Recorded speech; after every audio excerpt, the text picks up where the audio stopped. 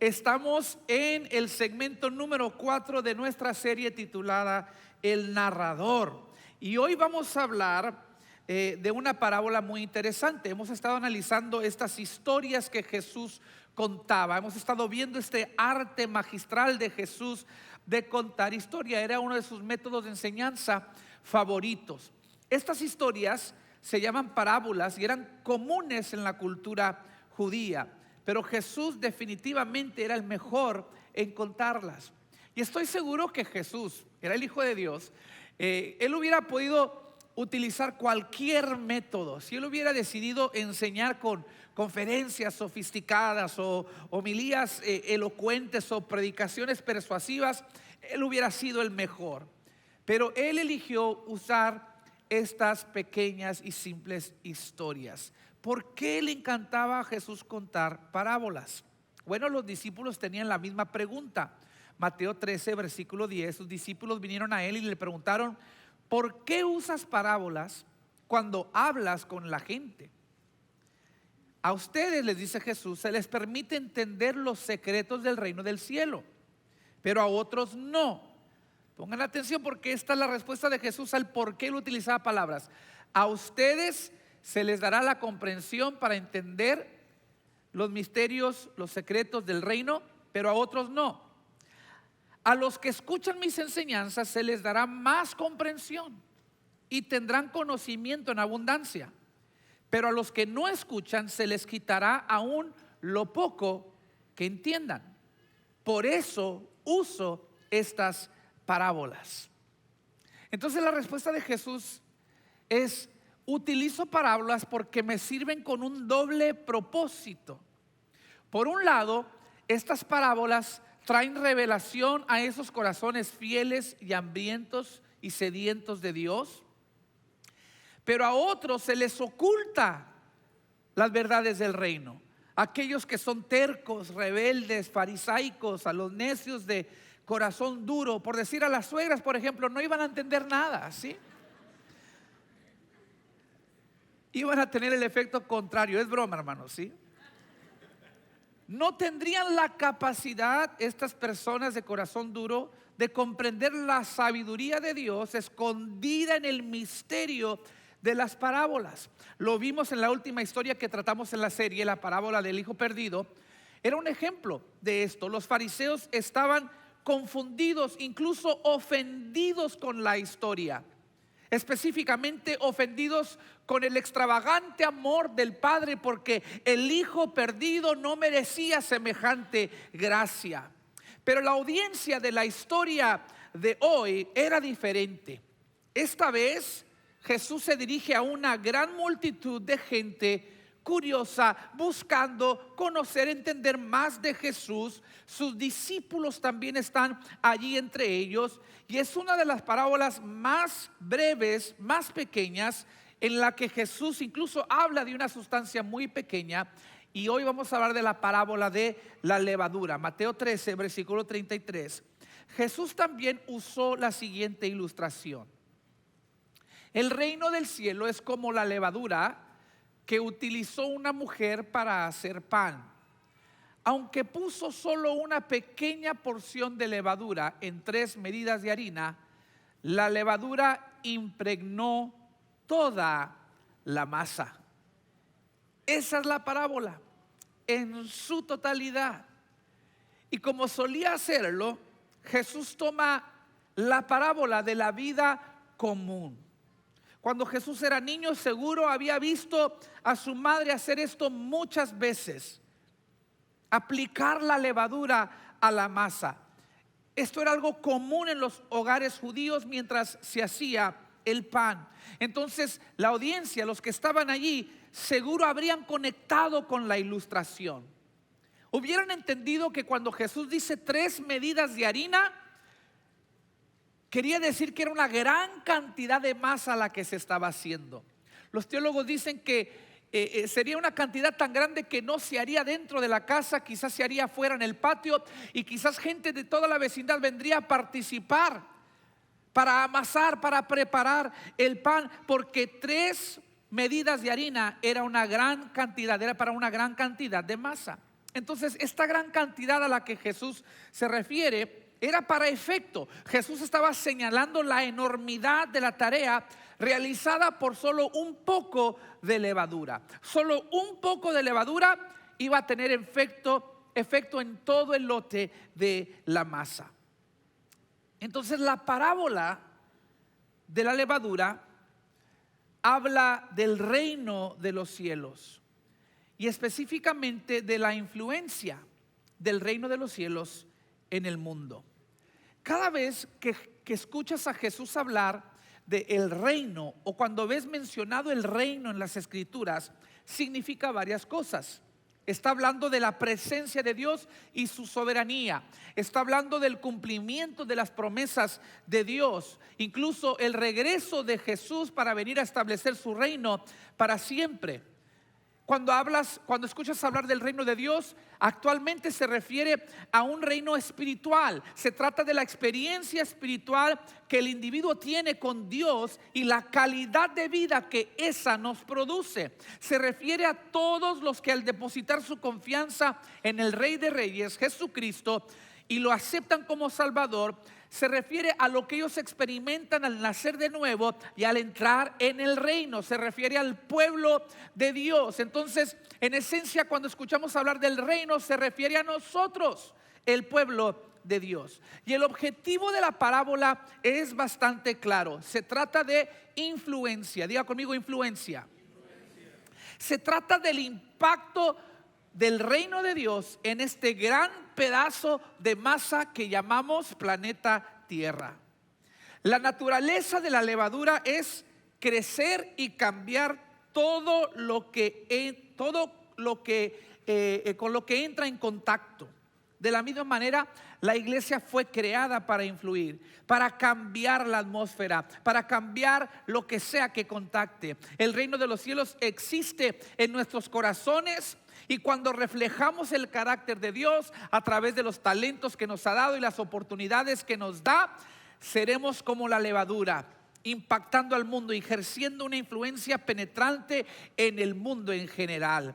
Entonces quiero que veamos la naturaleza de la levadura, cómo funciona y sus efectos. 3 lecciones que vamos a extraer de esta parábola. Es una parábola de esperanza, es una parábola de ánimo. Cristo quiere recordarte que Él está construyendo su reino y que nosotros somos las piedras vivas con las que Él la está edificando. El cristianismo ganará, tú vas a ganar, Jesús reinará, veremos su gloria.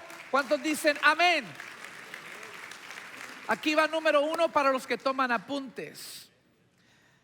Nos enseña esta parábola que no debemos despreciar los pequeños comienzos. No desprecies los pequeños comienzos. Si conoces Biblia, sabes que totalmente plagué ese punto del profeta Zacarías, capítulo 4, versículo 10, donde él dice: no menosprecien estos modestos comienzos, pues el Señor se alegrará cuando vea que el trabajo se inicia. La levadura, cuando entra a la masa, entra en una cantidad muy pequeña. La levadura tiene un tamaño microscópico y solo se agrega un poquito a la masa. Sin embargo, tiene un gran efecto. Con el tiempo, la levadura se esparce por toda la masa. Y de la misma manera, el dominio de Jesús comenzó como algo pequeño. Comenzó con Jesús y 12 discípulos del vulgo y sin letra, no muy reconocidos, algunos no muy queridos. Jesús y sus 12 en un recóndito rincón de Galilea. Y luego vemos que la iglesia empieza a crecer en el libro de los Hechos, pero comienza solo con 120 discípulos encerrados en una habitación, algo desanimados, pero en oración.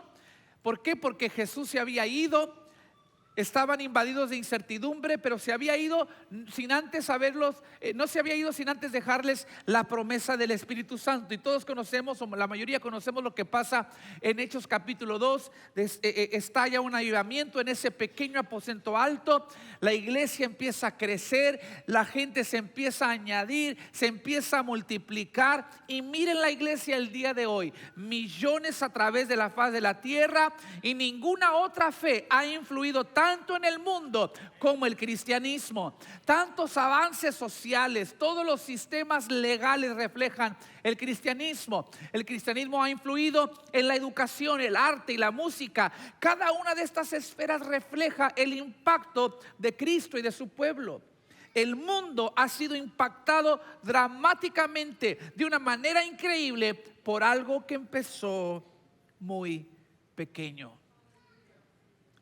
Y ese es el patrón de Dios: empezar con cosas pequeñas. Todavía recuerdo estar sentado en nuestro pequeño apartamento solo una semana antes de la Navidad del 2012. Ahí estaba yo sentado con la mirada perdida frente a mi esposa, sin palabras. Yo no tenía palabras, ella no tenía palabras, solamente corrían las lágrimas sobre nuestras mejillas. Estábamos devastados. ¿Por qué? Porque pensamos que habíamos escuchado la voz de Dios en nuestros corazones diciéndonos que plantáramos Iglesia Vital. Pero menos de 3 semanas antes de nuestro lanzamiento se cerraron puertas. Iglesia Vital se quedó sin hogar, incluso antes de que abriera. Y les confieso que como hombre yo me sentía derrotado, sentí que le estaba fallando a mi esposa, porque yo en fe había dejado un trabajo estable en una iglesia fuerte, había vaciado mi calendario de compromisos ministeriales que podrían haberme ayudado a mantener a mi familia. Teníamos a Dante de bebé, o más bien a Luca de recién nacido. A Dante, Luca todavía ni nacía, es cierto. Dante tenía ¿cuántos años? Tenía 2 años. Tenía 2 años. Y recuerdo esa tarde llamé al pequeño grupo de 10 personas que éramos, 10 solamente, a una reunión para informarles lo sucedido. Y estoy brincando, estoy sobrepasando muchos detalles porque no tengo tiempo, pero por providencia divina, justo antes de salir nosotros a esa junta, cuando planeábamos compartir las malas noticias, Dios abrió una puerta y pudimos lanzarnos como estaba previsto como iglesia en un pequeño salón prestado en un hotel. 3 meses después comenzamos una segunda reunión porque no cabíamos. 3 meses después de eso nos mudamos a la bodega. 1 año después de eso agregamos un segundo servicio. Tiempo después un tercer servicio. ¿Alguien recuerda todavía? ¿Alguien estuvo en aquellos servicios en la bodega? A ver, levanten toda la mano todos aquellos que fueron parte de la bodega. ¿Cuántos se acuerdan de ese lugar? El lugar, quiero decirles, los que no conocieron, no se perdieron de mucho, ¿sí? El lugar estaba feo, el aire acondicionado nunca rendía, levantábamos las manos para adorar a Dios y llegaba el olor fragante al cielo, pero también el olor del prójimo llegaba aquí, ¿sí? O sea, nos podíamos oler los unos a los otros. Teníamos solo un sanitario para varones, un solo sanitario para las mujeres. Pegados al santuario los dividía nada más una pared pequeña. Es decir, si ibas a ir a hacer guerra espiritual, vale más que lo hagas durante la alabanza, cuando todavía sonaba la música, ¿sí? Nunca se me olvida que cuando estábamos a punto de salir de allá para acá, el pastor Osiel se dirige al personal de la iglesia y nos habló muy acertadamente y nos dijo: nunca se les vaya a olvidar esta etapa que vivimos en esta bodega. Dice, porque Dios utilizó esta etapa para demostrarnos que la gente no vino por las instalaciones, la gente no vino por la comodidad, la gente no vino para estar a gusto, la gente vino porque hay hambre de Dios, se siente el mover del Espíritu Santo. Nunca recuerden esta etapa. Vamos a un lugar cómodo y bonito, pero ese no es el objetivo. Vamos hambrientos de corazón, vamos sedientos del alma y vamos a seguir provocando avivamiento. Salimos de aquella reunión nosotros realmente animados, alentados a seguir adelante y dándole gracias a Dios por esa etapa, esos pequeños comienzos, porque así trabaja Dios. ¿Por qué? Porque a Dios le encanta usar cosas pequeñas, porque los pequeños somos los mejores en darle la gloria a Dios. Cuando tú reconoces, no es por mis méritos, no es por mis talentos, no es porque estoy chulo, eso es punto y aparte, pero es por la misericordia, es por la gracia de Dios. No puedo llevarme el crédito, tengo que darle toda la gloria, toda la honra al que ha sido bueno y misericordioso conmigo. ¿Cuántos dicen amén? Mira lo que ha hecho Dios.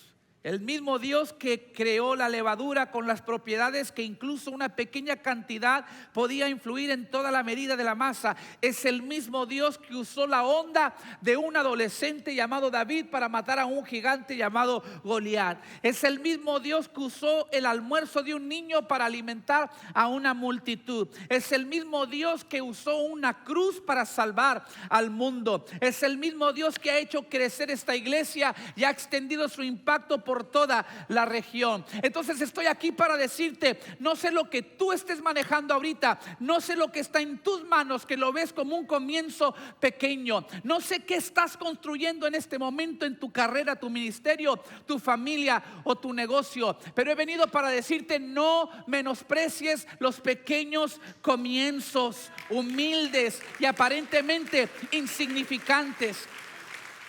Fíate de Jehová. Suelta lo que está en tu mano para que Dios suelte lo que está en la suya, y permite que el favor y la provisión de Dios y su sabiduría y su poder hagan crecer las pequeñas cosas en tus manos. Puedes tener un pequeño comienzo, pero sirves a un Dios grande. ¿Cuántos dicen amén? Amén. La segunda lección que recibimos de la levadura es que el reino de Dios ejerce su influencia desde adentro. Diga conmigo: desde adentro. La levadura hace crecer la masa desde adentro, no desde afuera. Es un reflejo de la salvación. Así como Dios cambia el corazón de una persona y luego se van manifestando cambios externos, es un reflejo de la iglesia. La iglesia influye en la cultura de la misma manera. Somos agentes de cambio, transformando lentamente esa cultura desde adentro. Creyentes, somos termostatos, no termómetros. El termómetro simplemente mide la temperatura, pero el termostato la cambia. Cuando nosotros reflejamos el carácter de Dios, aprovechamos las oportunidades que Él nos da, con las habilidades que Él nos ha dado, cuando buscamos su presencia y cargamos su gloria, tenemos el poder de cambiar atmósferas. No tienes que ser famoso, no tienes que ser rico, no tienes que estar bien conectado, no necesitas un título impresionante o muchos seguidores en las redes sociales, una edad, una nacionalidad o personalidad específica no es un requisito. Tampoco estás limitado por tu trabajo, tu ubicación o tu estado civil. Mis hermanos y mis hermanas, ustedes tienen el poder de influir positivamente en el mundo que les rodea, porque el mismo Espíritu que resucitó a Jesús de los muertos ahora reside dentro de tu corazón. Tu nueva naturaleza en Cristo ahora te ha colocado en la iglesia, que es la embajada del cielo. Y lentamente vamos cambiando la atmósfera. Estos pasados meses en nuestro campus de Medio Valle hemos estado hablando un poquito, o hablamos un poco de esto, de que la iglesia es la embajada del cielo. Les ilustro. En cada país reconocido en el mundo hay una embajada americana, por ejemplo. Una embajada es esencialmente un pedacito de Estados Unidos lejos de casa. Las embajadas, por diseño, son territorios soberanos. Significa que no pertenecen, escúcheme bien, a los países en los que se encuentran. Pertenecen a los países que representan. Nosotros somos la embajada del cielo. No representamos al país en el que estamos, representamos la nacionalidad que nos define. Nuestra ciudadanía está en el cielo. Si tú te metes en problemas en un país extranjero, dirígete a la embajada de los Estados Unidos si eres ciudadano, porque aunque estés en una tierra lejana, al cruzar el portón y entrar al territorio de la embajada, te encuentras nuevamente en los Estados Unidos, donde la ley estadounidense es la regla. Asimismo, se supone que la iglesia es un pedacito de cielo lejos de casa, un lugar donde los valores de la eternidad operan en el tiempo. Incluso con toda la maldad y la decadencia moral que aparecen en los noticieros todos los días, podemos vivir confiados y en victoria, porque sabemos que ni siquiera las puertas del infierno prevalecerán contra la iglesia. No tenemos que preocuparnos y llenarnos de ansiedad, porque la paz de Dios, que sobrepasa todo entendimiento, guarda nuestros corazones y nuestras mentes en Cristo Jesús. Y podemos vivir con un estándar más elevado que el resto del mundo, porque somos embajadores de Cristo. Pero trabajamos desde adentro, sutilmente, lentamente. Hay que ser pacientes. Tu influencia no va a venir dándole bibliazos en la cabeza al inconverso.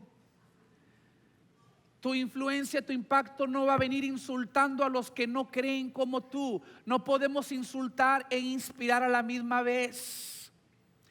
No te vas a ganar a los perdidos argumentando con ellos a través de las redes sociales. En toda mi vida jamás he conocido a una persona que me haya dicho: pastor, yo vine a conocer a Jesús, le entregué mi corazón a raíz de un cristiano que me la cantó por redes sociales y me puso en mi lugar. ¿Sí? No, pero he conocido a mucha gente que dice: por eso no voy a la iglesia, por eso no me acerco, porque esa gente que se sienta bonito y que canta y alaba a Dios debe de ver cómo me maldicen a través de redes sociales. Esa no es la manera del reino. Dios nos ha puesto aquí para infiltrar. Jesús dijo: yo vine a dar vida y vida en abundancia. Satanás vino para matar, hurtar y destruir. Quiere decir que estamos aquí para retomar del terreno que le hemos perdido a Satanás. No estamos aquí para hacer guerra contra otra gente. Nuestro enemigo es Satanás. No debemos perder de vista eso, de que no somos de este mundo, solamente estamos en él como peregrinos, pasajeros, por un tiempo, y tenemos una obra que hacer. Se cuenta la historia de un hombre, una tarde, que necesitaba que le arreglaran su traje con urgencia. Iba a una fiesta y se le había olvidado, hizo desidia y finalmente esa tarde corrió a la sastrería y llegó poquito pasada las 5 de la tarde. Cuando llega a la puerta, ve el letrero que dice: cerramos a las 5. Afortunadamente el sastre todavía estaba en la tienda. Él tocó la ventana y el sastre salió y le dice el hombre: ¿me podrá atender? Dijo: claro que sí. Dice: ay, muchas gracias, pensé que no iba a llegar, pensé que no me iba a atender por llegar demasiado tarde. Y le dice el sastre: mira, es que el letrero dice que cerramos a las 5. Dice: pero en realidad yo nunca cierro. Y le dice: ¿cómo está eso? Y lo apunta hacia unos escalones que van a una habitación elevada en el negocio. Y le dice: ¿ves esos escalones en la esquina? Le dijo el sastre. Dijo: yo vivo allá arriba, solamente trabajo aquí abajo. Nunca cierro, porque aun cuando ahí dice las 5 de la tarde, yo siempre estoy allá arriba. Allá vivo, pero aquí trabajo. Les ilustro eso porque me encanta esa frase. Nosotros aquí trabajamos, aquí estamos por un tiempo, pero nuestra ciudadanía está en el cielo. Somos de allá, pero trabajamos aquí por el momento.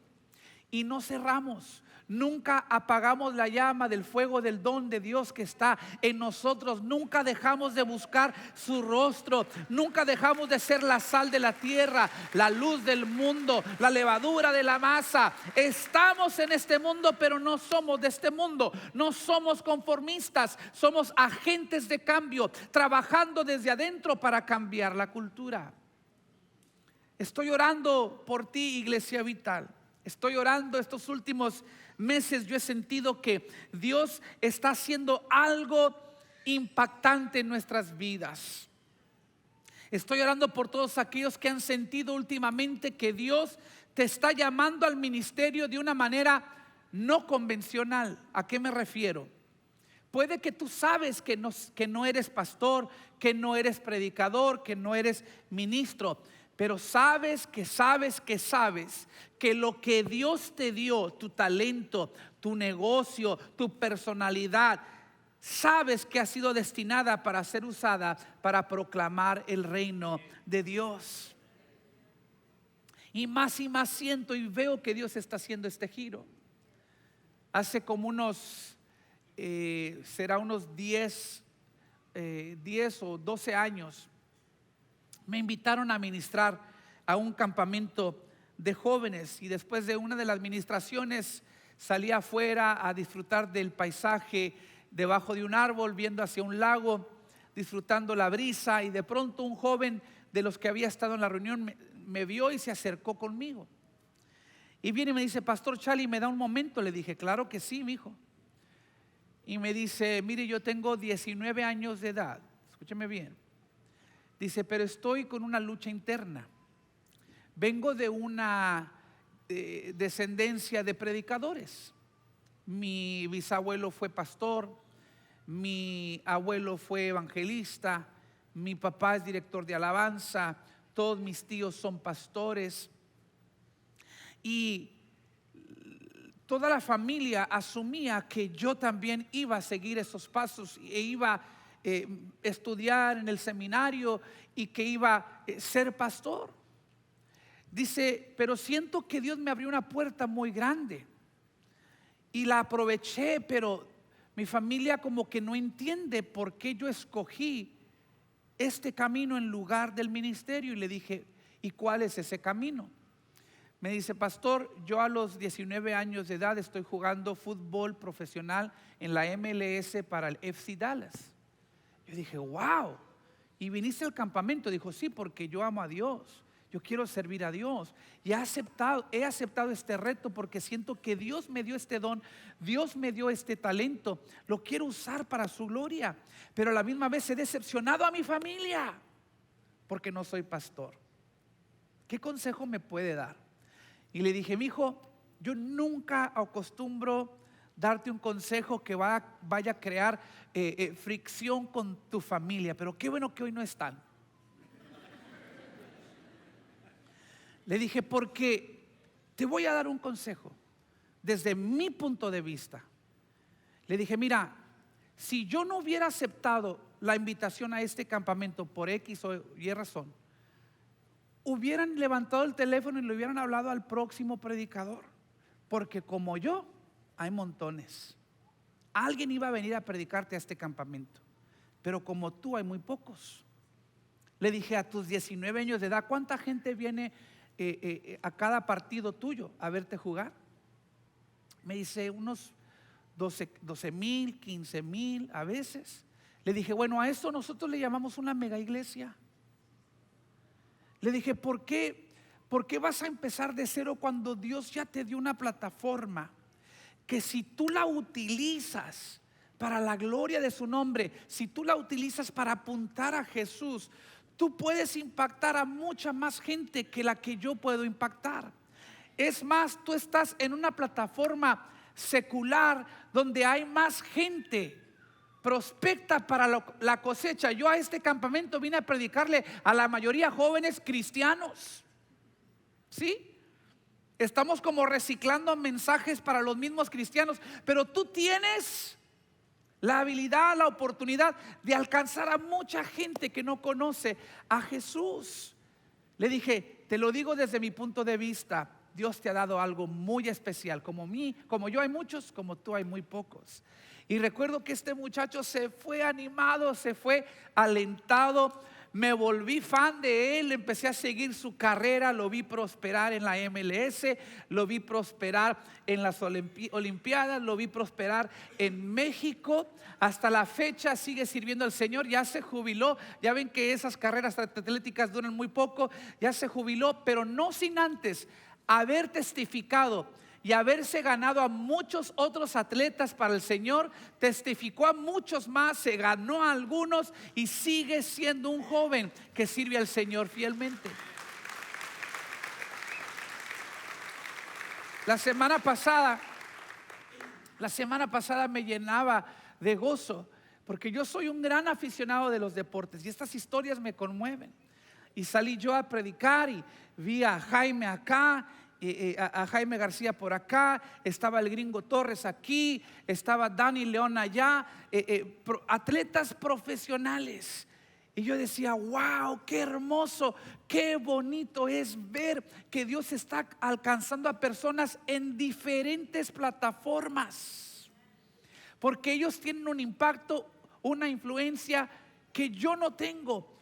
Y Dios los puede usar a ellos como me usa a mí, como te usa a ti. Entonces estoy orando por muchos de nuestros jóvenes que están en esos años de formación en sus vidas, decidiendo qué carrera van a ejercer, porque algo me dice que se está produciendo este cambio en la atmósfera. Cada vez más vamos a ver más historias como la de este futbolista, porque esta es una generación de avivamiento y esta es la promesa. Fíjese, no se les olvide, Hechos 2:17. En los últimos días, dice Dios, derramaré de mi espíritu sobre toda la gente. Y casi que hablando a los padres, dice, y sus hijos y sus hijas, ¿qué cosa? Profetizarán. Yo no sé si ustedes saben lo que eso significa. En las escrituras a menudo vemos solo uno o dos profetas en un momento dado en Israel, pero este versículo nos está hablando de una generación de profetas. Ya no es uno, ya no es dos, ya no es un montoncito, es toda una generación de profetas. Lo que significa que no solo nuestros púlpitos serán proféticos. Vamos a tener profetas en el gobierno, en la educación, en las artes, las ciencias, los estadios deportivos y todo lo demás. Como la levadura, ejercemos influencia desde adentro. El otro día vi a Dante muy pensativo, mi hijo el mayor. Somos muy aficionados de la lucha libre. A mí y a mis hijos nos encanta la lucha libre. No me digan que es fingido. Es planeado, pero no fingido. Porque me da celo cuando dicen eso, ¿sí?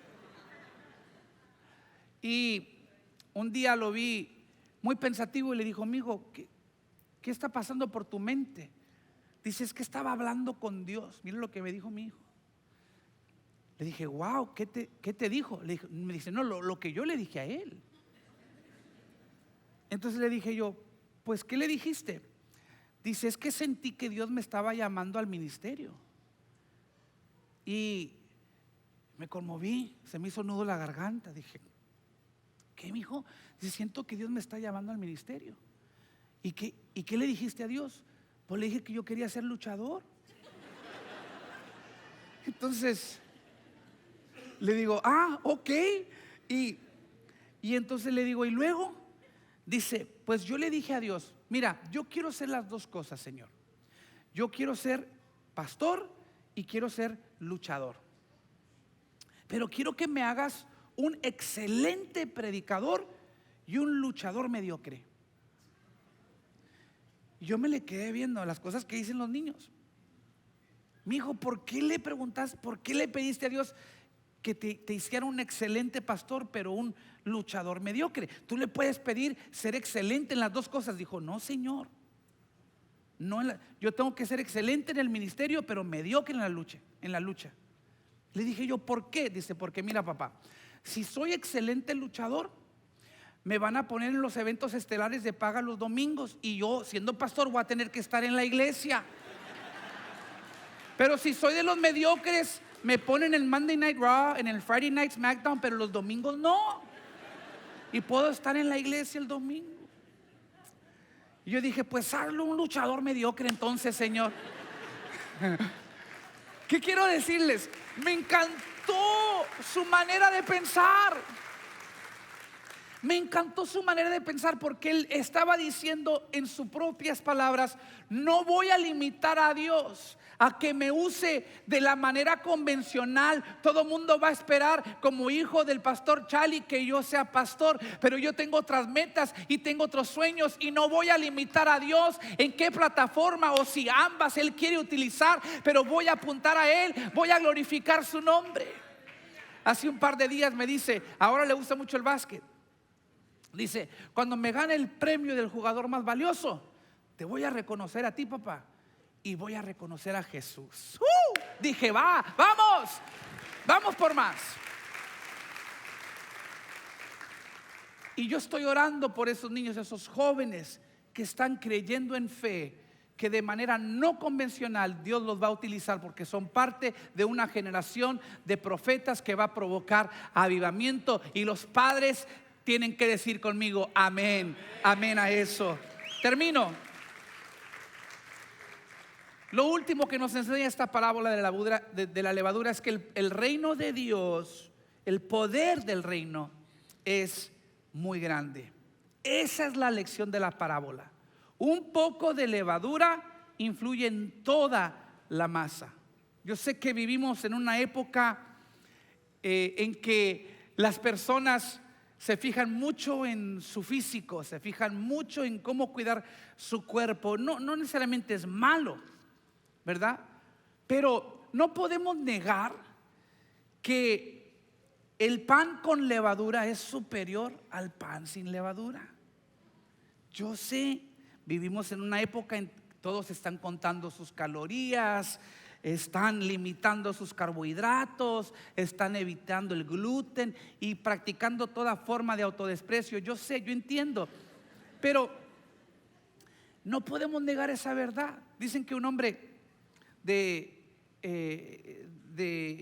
una crisis de mediana edad le pidió a su médico que le recetara que le diera una receta para una vida larga. Yo quiero vivir muchos años, quiero tener una larga vida. Y el médico le prescribió una dieta. Le dijo, no carnes, solo levaduras. No carnes, solo verduras, no levaduras. No carnes, solo verduras. No café, solo tés. No refrescos, solo agua. Le dijo, no azúcares, ni sal, ni queso, ni pan. Solo pan sin levaduras, si acaso. Y el hombre le pregunta, doctor, ¿y esto realmente va a agregar más años a mi vida? El doctor dijo, mira, no estoy seguro, pero los años que te quedan te van a sentir como una eternidad. Dijo, te vas a sentir que viviste una larga vida, ¿sí? Porque si somos honestos, el pan con levadura es muy superior al pan sin levadura. Por eso cuando usted va al Texas Roadhouse no le dan la mantequilla con canela con pan plano. Se lo dan con el pan esponjadito, brillosito, suavecito, aleluyita. ¿Sí?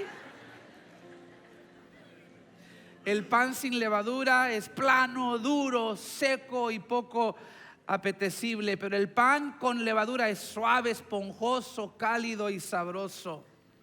Porque la levadura trabaja hasta que se levanta, hasta que se esponja toda la masa. La textura y el sabor del pan cambian como resultado de la levadura, que a veces no vemos, pero es muy efectiva. Y estoy aquí para decirte que al igual que la levadura, tú puedes haber venido el día de hoy sintiéndote pequeño, insignificante, que has pasado por desapercibido. Quizás como iglesia ves la decadencia moral que nos rodea y podemos sentir que estamos perdiendo la guerra. No estamos viendo las cosas que queremos, no estamos experimentando el tipo de mundo por el que oramos. Pero no dejes que eso te engañe, no dejes que eso te desanime. El mismo poder del Espíritu que levantó a Jesús de los muertos vive dentro de ti. Y estoy aquí para anunciarte que conozco el final de la historia. Al final ganamos porque gana Jesús. Como levadura, el efecto del reino será completo.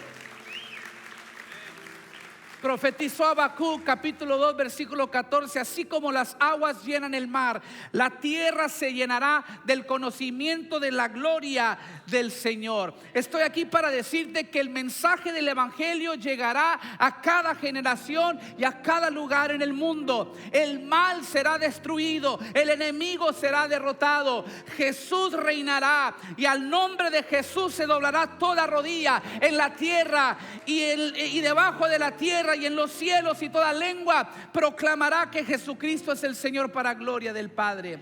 Estoy aquí para anunciarte que se va a establecer una relación eterna entre Jesús y su novia como resultado de su señorío y su reino. Jesús nos enseñó esta parábola de la levadura para animarnos que no serás derrotado. Estás en el equipo ganador. Jesucristo no murió en la cruz del Calvario para que pudieras vivir una vida oprimida. No derramó su sangre para que vivieras una vida limitada. No pagó el más elevado precio para darte una vida mediocre, aceptable y resignada. No, Él murió para que tú pudieras vivir una vida poderosa, victoriosa, bendecida y abundante. Y así como los efectos de la levadura son tangibles e innegables en la masa, así se manifestará el poder de Dios, el poder del reino en el mundo y en tu vida. Si tú lo recibes, di amén, amén y amén. Póngase de pie conmigo, dele 20 segundos de su mejor ofrenda de palmas al Señor.